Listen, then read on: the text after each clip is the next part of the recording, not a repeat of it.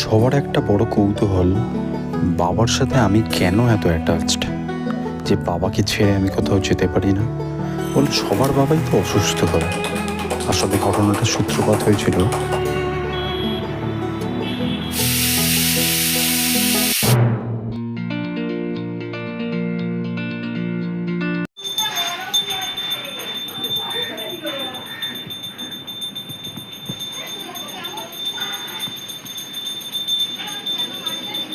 Good morning friends. এই ঘুম থেকে উঠলাম, এখন বাজারে যাব। বাজারে গিয়ে মাছ টাছ কিনে আনবো। আর তার মধ্যে বাবা একটা কাজ করেছে, যদিও একটা ভালো। আমি ডাক্তারের সাথে কথা বললাম, বাবার আইস টিউবটা খুলে ফেলেছে।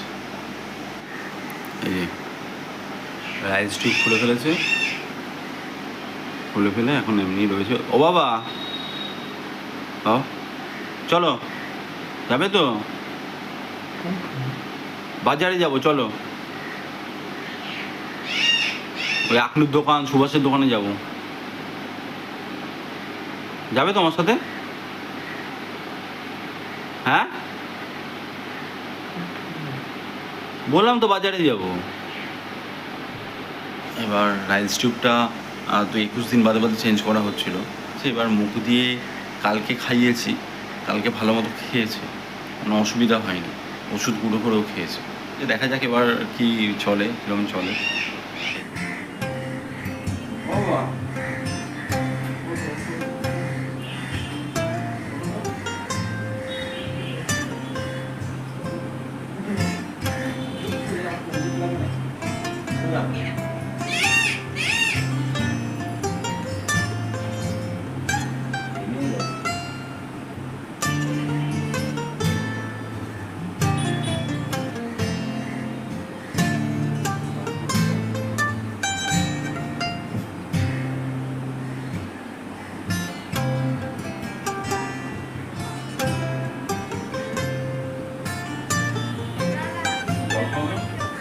আমারও আমারও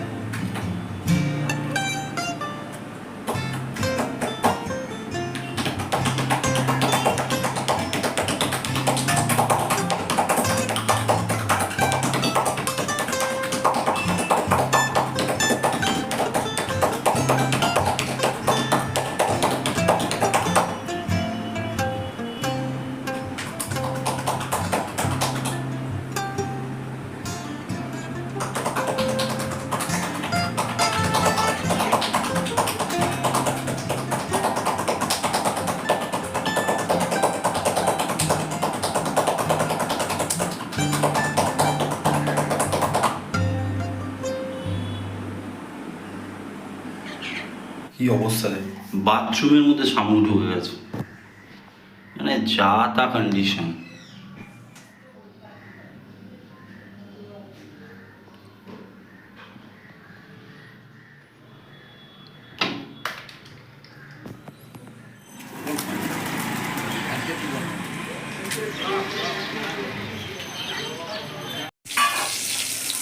গাইস, বাজার হয়ে গেছে, এখন মাছ ভাজা চলছে। এটা বাবার দুপুরের খাবার।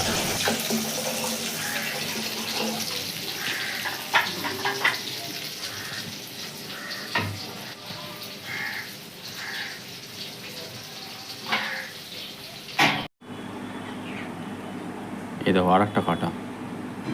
মা বলে কাটা নেই, আজকে আমি নিয়েছি কাটা বাছার দায়িত্ব। রোজ খাবারে বাবার কাটা বেরোয়।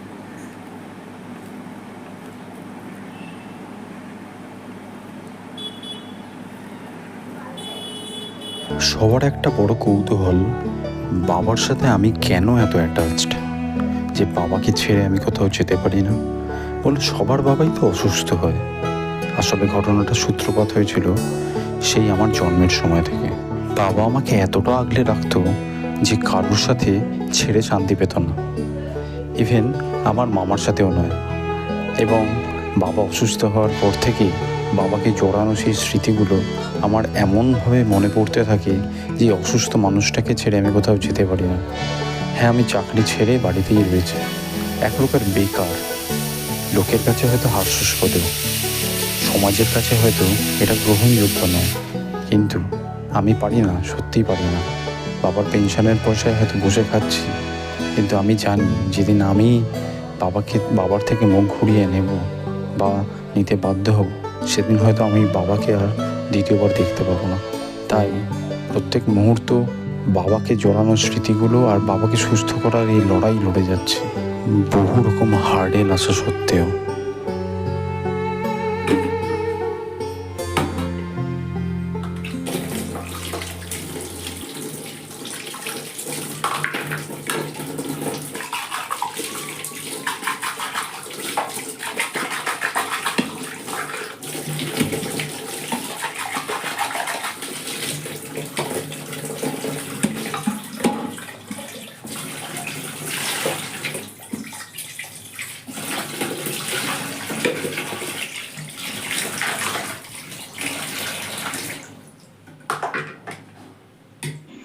এই এখন আমি যাব দমদমে গিয়ে বাবার ওষুধ কিনতে যাচ্ছি।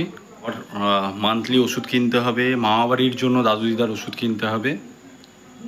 বাবা মুখেই খাচ্ছে, মোটামুটি ঠিকঠাকই খাচ্ছে, কালকেও খেয়েছে ঠিকঠাক, আজকেও ঠিকঠাক খাচ্ছে। আমি কালকে পরশু নাগাদ বাবার ওই খাবার ভিডিওটা করব, আপনাদের সাথে শেয়ার করব। আপনারা একটাই রিকোয়েস্ট, আপনারা বন্ধুবান্ধব, আত্মীয় পরিজন বা আপনাদের প্রিয়জনের সাথে আমার ভিডিওগুলো শেয়ার করে নিন, তাতে আমার একটু উপকারী হয়। অ্যাকচুয়াল বলাতে বুঝতেই পারছেন ইউটিউব করার কারণটা তো ওটাই। ব্যাস, আমি আবার কিছু লোক আমাকে বলেছে আমি একটু বেশি বকি, সুতরাং কথাটা আমি এবার থেকে কম বলবো, ঘটনাটা আপনাদের বেশি দেখাবো।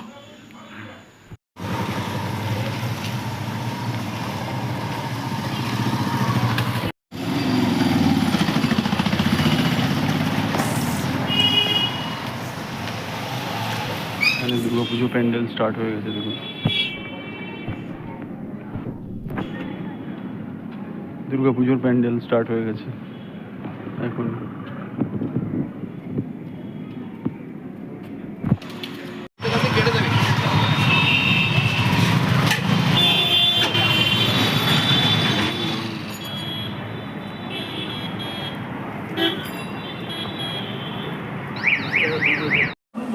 আচ্ছা, আর কি লিখবো?